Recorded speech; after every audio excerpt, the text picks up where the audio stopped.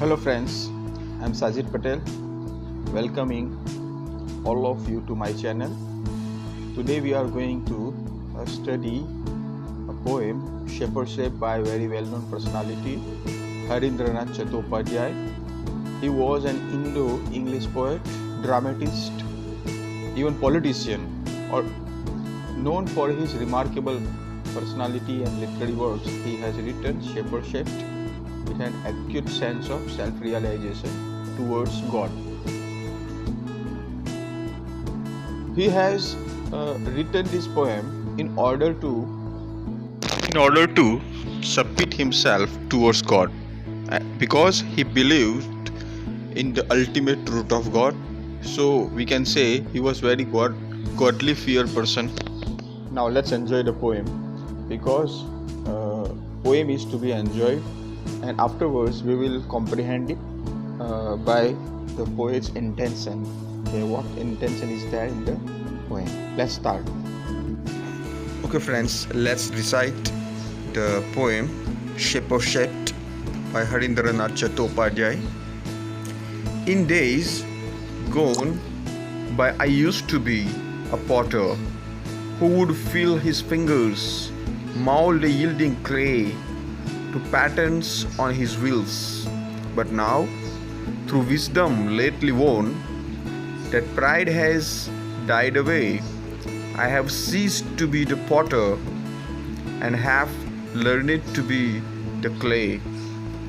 In other days, I used to be a poet through whose pen innumerable songs would come to win the hearts of man.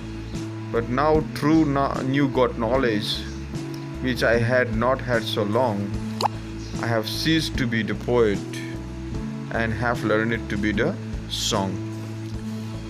I was fashioner of swords in days that now are gone, which on 100 battlefields glittered and gleamed and shone. But now that I am brimming with the silence of the Lord, I have ceased to be the sword maker and have learned to be the sword. In bygone times, I used to be a dreamer who would hurl on every side an insolence of emerald and pearl.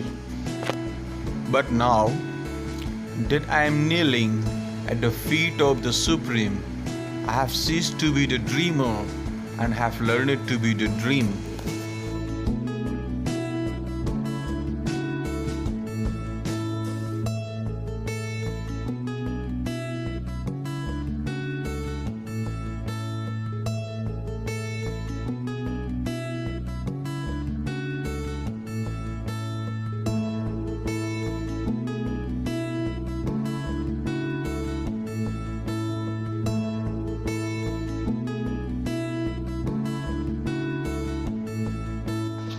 Now let's start understanding it.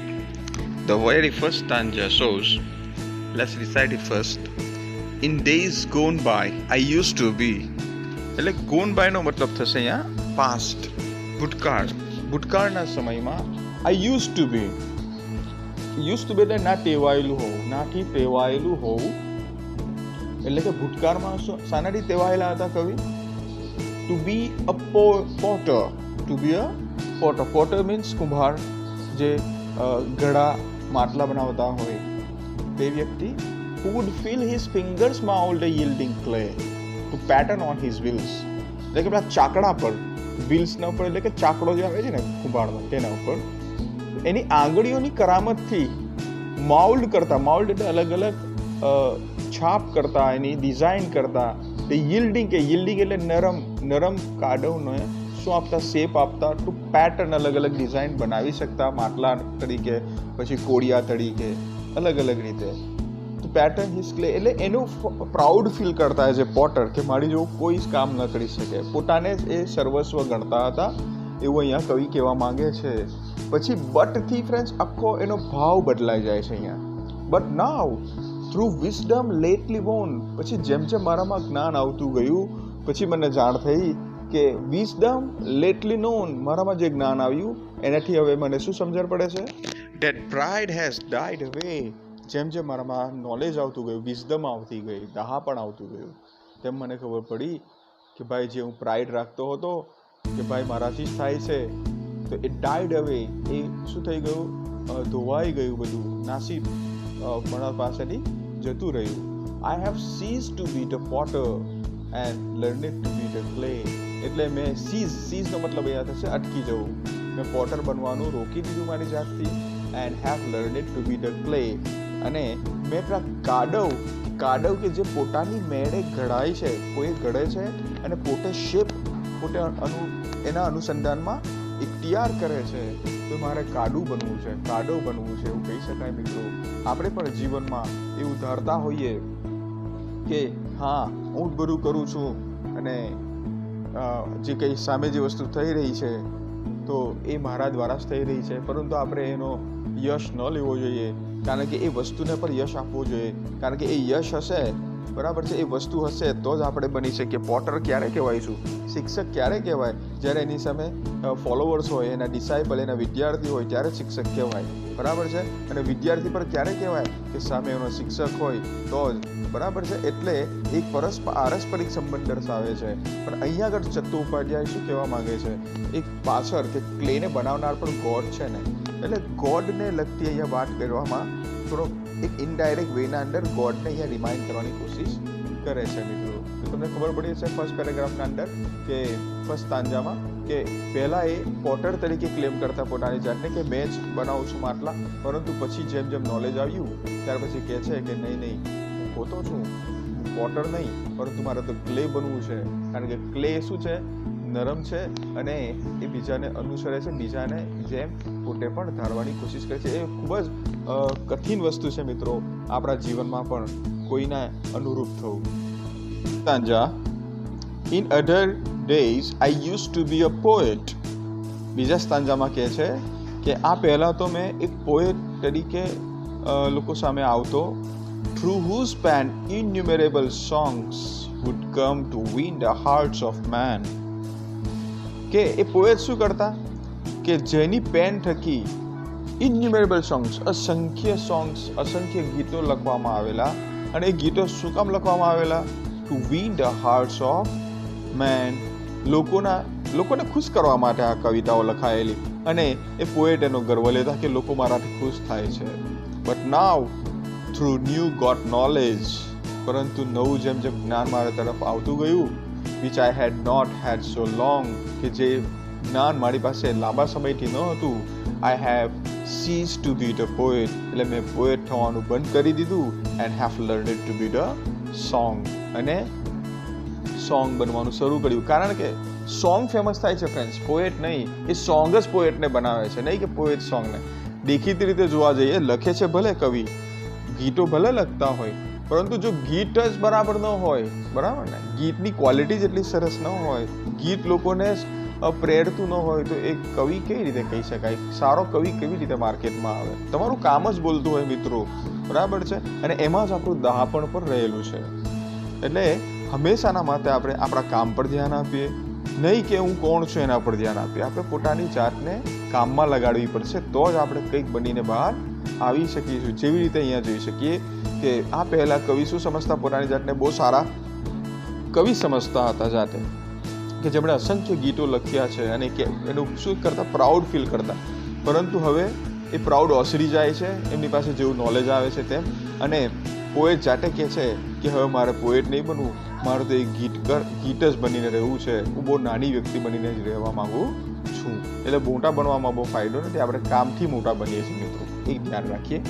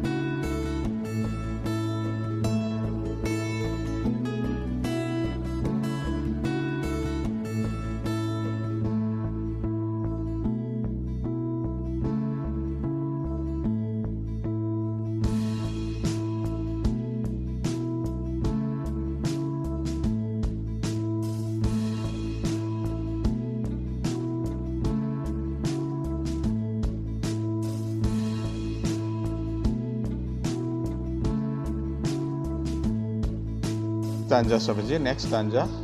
I was a fashioner of swords in days that now are gone.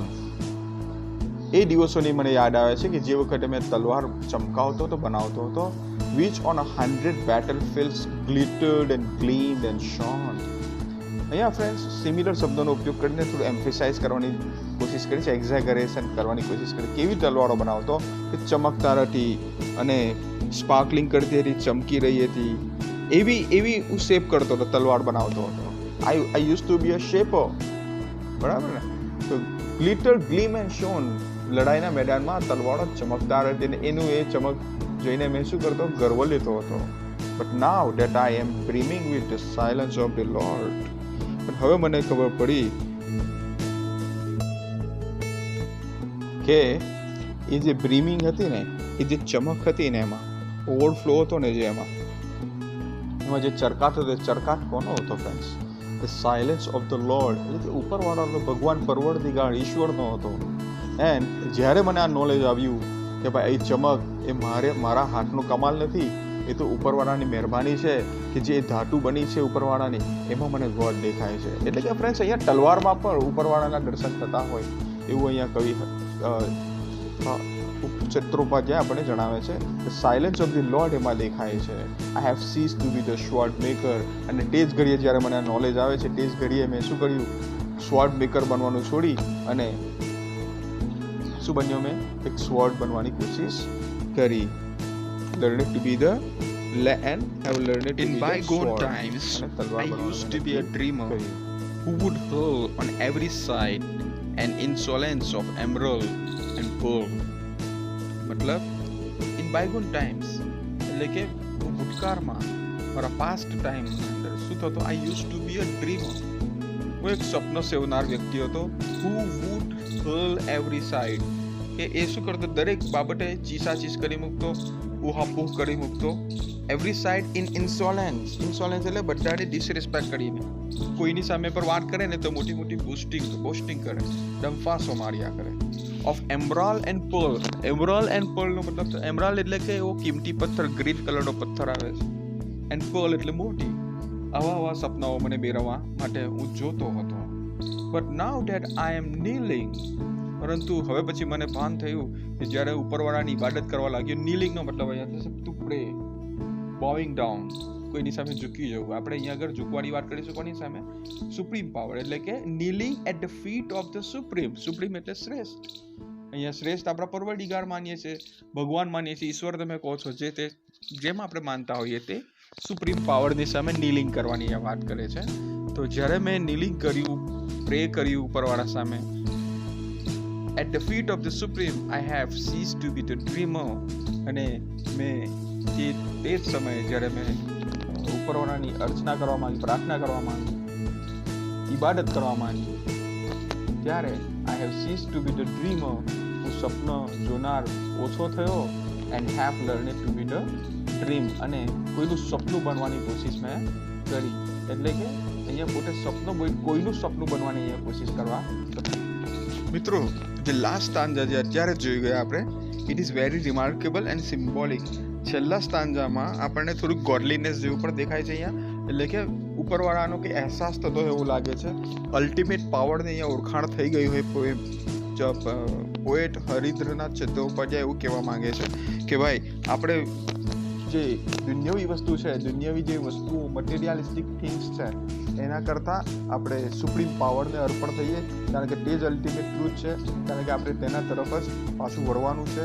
તો જ આપણે સાચા અર્થના અંદર shaped થયેલા હોઈશું. And આપણો shape એટલે કે આપણે વી આર ધ શેપ.